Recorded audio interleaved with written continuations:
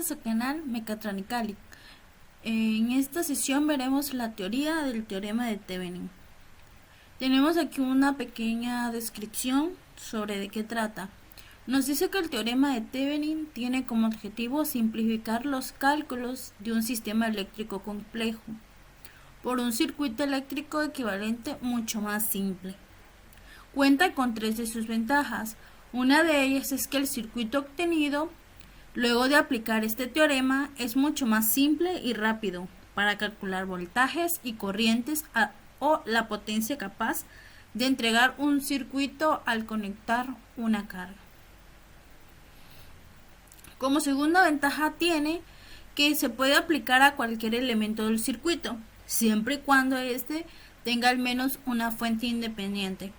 Como tercera ventaja tiene que permite encontrar un circuito equivalente de manera simple y rápida. Ahora bien, analizando las figuras, las imágenes que tenemos aquí abajo, nos damos cuenta que el circuito cuenta con este espacio punteado, que es el que vamos a tomar en cuenta. También, si observamos aquí, aparecen las líneas despegadas, que quiere decir que este RL no va a formar parte de lo que vamos a elaborar a través del teorema de Thevenin. Entonces, también podemos encontrar aquí, en lugar de una separación, podemos encontrar un círculo que nos indica las separaciones y que este RL convencionantes no se toma en cuenta. Es decir, que tenemos aquí, observamos las tres resistencias, 1, 2 y 3. Estas tres resistencias nos van a hacer la simplificación de la resistencia de Thevenin, y este voltaje va a ser el voltaje de Thevenin que encontramos acá. Este circuito que vemos aquí de este lado es el circuito equivalente de Thevenin, y si nos damos cuenta, RL no se toca, pasa normal. Entonces, lo que debemos de saber de este teorema es que nos va a permitir encontrar diferentes voltajes. Por ejemplo, en este aspecto, en este lado de acá, de por acá, nos va a permitir encontrar los voltajes y sobre todo también las corrientes. La corriente de este apartado de aquí lo podemos encontrar con el método de malla en cada una de sus áreas. Esta última no, nada más son estas dos, y podemos encontrar todo lo que tenga que ver normalmente con los valores de las corrientes, y 1 y 2. Entonces, teniendo acentuado esto, debemos de saber algunas de las características o cosas que debemos tener en cuenta al realizar este teorema. Principalmente debemos de tomar en cuenta que para este teorema necesitamos saber cuáles resistencias están en serie, cuáles están en paralelo, sus sumas, y aquí aplicamos también la ley de Ohm. Como ya mencionaba, muchas veces las resistencias que están en serie las tenemos que cambiar a paralelo para que se nos haga un poco más fácil. Entonces, lo que nos indica hacer ahorita es saber, principalmente saber sumar en serie, saber sumar en paralelo,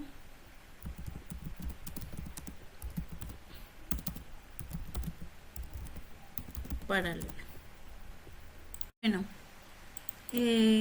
también aquí vamos a utilizar la ley de Kirchhoff,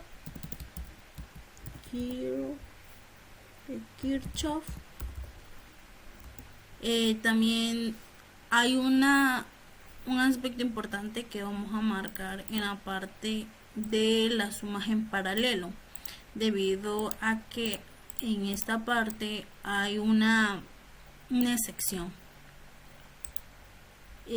Si, aquí lo vamos a notar, si las resistencias, si solo hay dos resistencias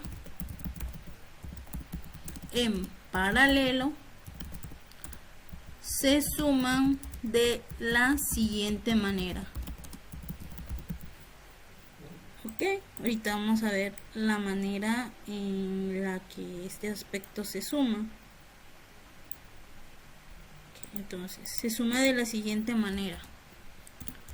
Esta la vamos a sumar como R equivalente, que va a ser igual a 1 sobre, y todo esto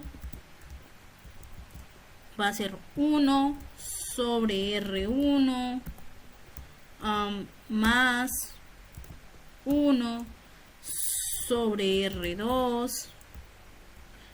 Perdón, eso es cuando hay más de 1.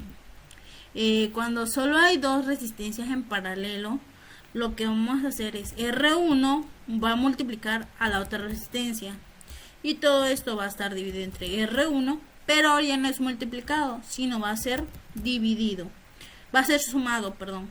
Este es para cuando solo existen dos resistencias.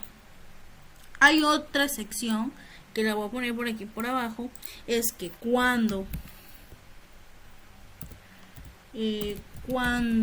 hay más de dos en paralelo, vamos a ocupar la que estaba haciendo hace rato, R equivalente, que va a ser igual a 1, y esto va a dividir lo siguiente: 1 entre R1 más 1 entre R2 más 1 entre R3, y si hay más de 3, pues sería lo siguiente: 1 más hasta donde queramos. Yo lo voy a poner Rn, que sería hasta cualquier número de resistencias que haya en el circuito. Esto es cuando hay más de 2. Hay que tomar en cuenta eso.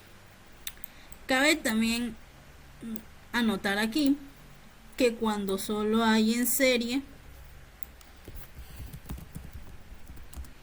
cuando todas están en serie,